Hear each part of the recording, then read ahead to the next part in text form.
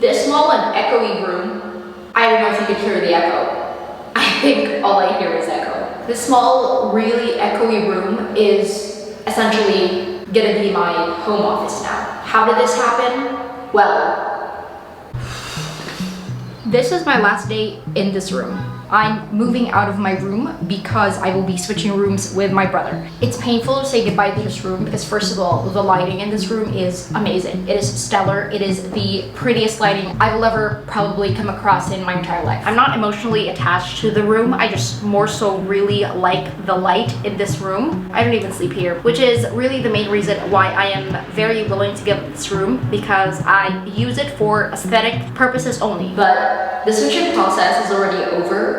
I already cleaned this room. I think what a lot of people don't really show you when they're making over a room or fixing a room or changing a room is pretty much the cleaning process. I spent 4 hours yesterday just cleaning this place.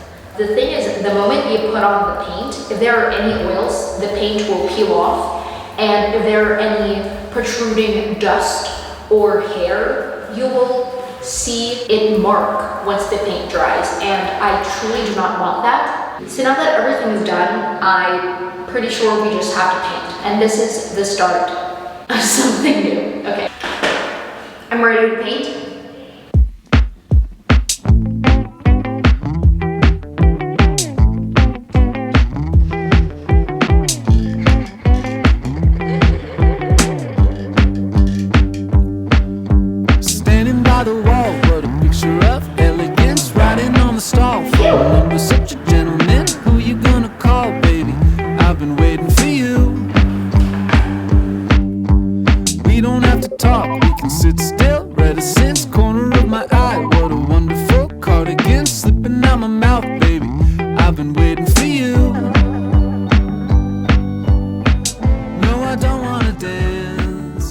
I ran out of paint the last time I painted. I think that was 2 days ago, so I had to go to the depot yesterday and get some more, but I truly am hoping that we're gonna finish painting today.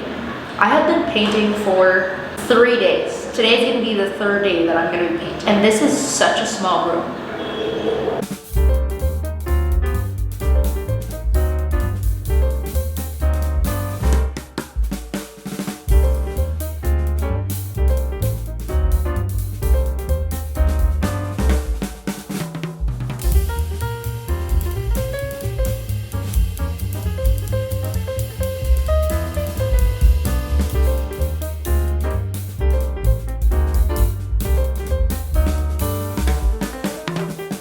It has been pretty much over a week since the last time I started working on this room, and I think that's just the reality of fixing rooms. It feels very attainable to finish within a few days, but then in all reality, it takes weeks or months to finish a certain room makeover whatsoever. But I just received a message that the wood that I have ordered to use for my desk and then 2 shelves on the wall, I have to go get it in my dad's office. I'm genuinely so excited.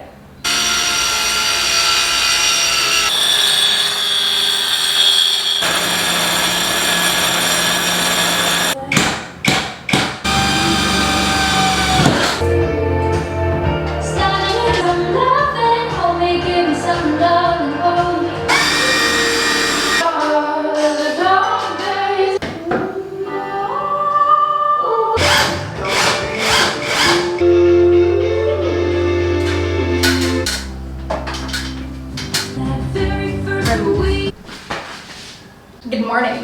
Just kidding. It's already the afternoon, but as you can see, I finished 1 shelf. Well, it's not even finished yet because I have to edge band the end, and then I would have to insert screws on so that I could connect the brackets to the thing, but at least it's somewhat done.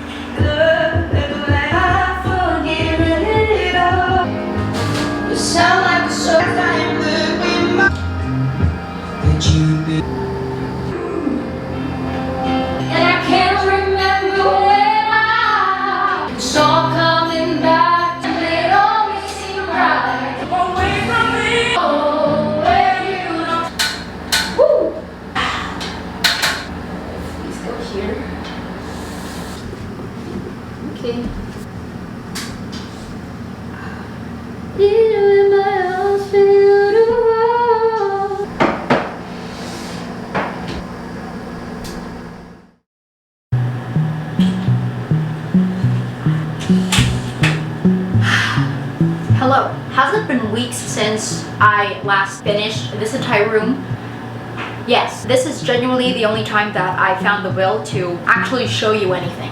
Now, if you've always wondered what that noisy thing is in the background of a lot of my videos, that weird type of sound, well, that's this one. I have an air conditioner that is way too loud, but can I replace it? No.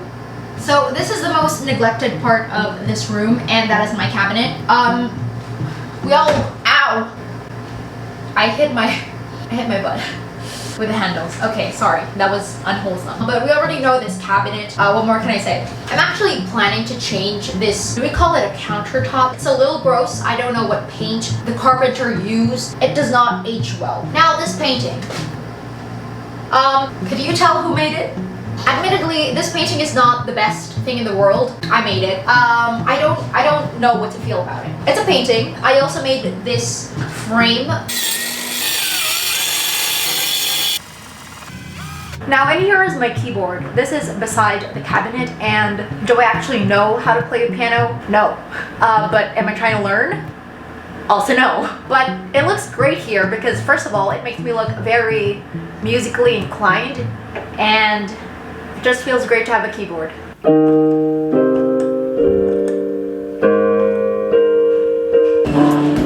Welcome to my desk. That is a little underwhelming. Let me do that again. Welcome to my desk. I know. I simply cannot hide how happy I am about this desk. But as you know, putting up this desk has got to be the most difficult thing about this thing. Well, apart from painting it, of course. Yeah.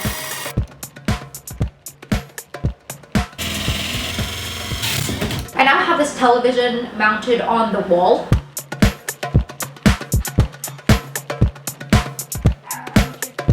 It's really a television, but I decided to use it as a monitor, if that makes sense. Should I turn it on? Okay, let's try to turn it on. I don't know if this is your idea of what to show on a monitor, but also I decided to put my laptop in here just because this side of the desk is full and bountiful, while this one is it looks a little rough, but it does look kind of balanced. Well, not really, because this one has a bunch of heights and this is just...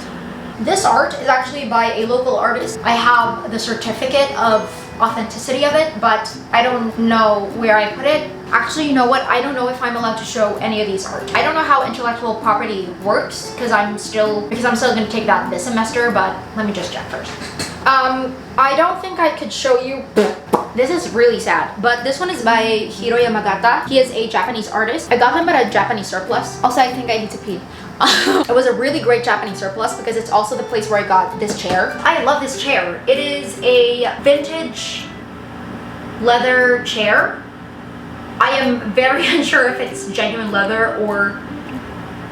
It is so comfortable. I cannot explain it. It does have a bunch of marks. Well, not a bunch, maybe just a few, but it was a really great bargain. This mirror is also from a Japanese Surplus, but it's a different one. Now this was also a bargain. I used to have a very big arched mirror, but it was starting to be too boho for me. When I keep saying that it's too boho, essentially Paige Russell is responsible for that. She is this prop stylist from Chicago who also has a YouTube channel, and her style is simply magnifique. I don't know. She completely changed my mind on urban, jungle, and boho. I wish I had more books actually put in here. I think that my end goal with this shelving thing is that I would like to fill the whole thing with books. These are my 2 plants from my room before. I only have 2 plants here. Well, 3, because I have another one there. But I decided to not make this place into a jungle or an urban jungle because that's all I can say. I have this... I don't know if it's vintage. That's the thing. I found a bunch of things that I had before, and I remember that my relatives would thrift them and then give it to me, but I never know if they're vintage or they just look and feel vintage. Also, this used to be a yellow thing, but my mom needed it for the hospital because those are her hospital records, but it used to be blue and yellow. We have this light. Now, it looks amazing. Simply the best pendant light I have ever had in my existence thus far. It was a pain trying to install it.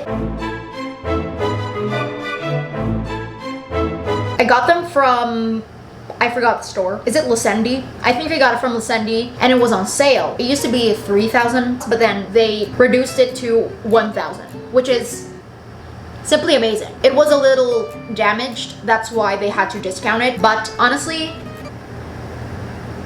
it doesn't look damaged to me. And another cool thing about these lights is that at night you can just be like, hey Google, turn lights on. What do we get out of this video? Nothing really. I do want to mention though that I want this video to serve as an inspiration and not really something that I implore all of you to try to do in your own homes, because I can already foresee a lot of the comments just complaining how unattainable and unachievable a lot of my DIYs are. And I get it, because not everyone has power tools whatsoever, or even the space to cut wood, or even make a shelf whatsoever. But again, please give me a break. It's just an inspiration. Also, if you do want to know sort of the breakdown of the cost of everything, I will try to put it in the description below, because I think it'll be helpful for some of you. But this is my grandfather's lamp. He passed away, but he has a lamp. And this is my sole inheritance. It used to be white, but I spray painted it black, and now it's this beautiful thing. It's not the prettiest, it's not vintage whatsoever. I guess this is it. It was nice knowing you all. Hey Google, turn lights off.